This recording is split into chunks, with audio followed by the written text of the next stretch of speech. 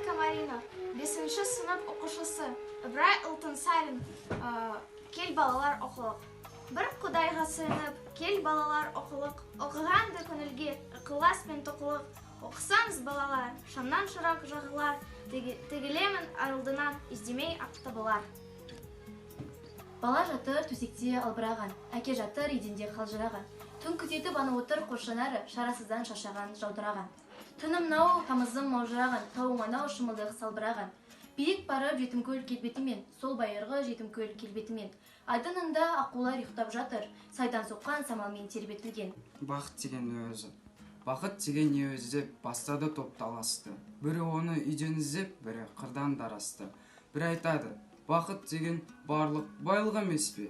Керегінше киіпсең, бақытсың демес пе? Бір айтады, жоқ, бақыт деген қолың жетпес мансап қой. Жұрттан көрі жүрсең ерек, соның өзі жақсат қой. Бір айтады, бақыт деген жүйрік мініп той тойлау.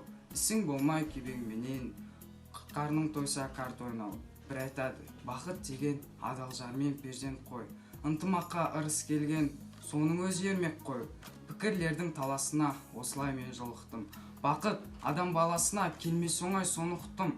Безбемі мен баладан да, байлықтан да, жардан да, мансап жетпес бар адамға үлестіріп алғанда.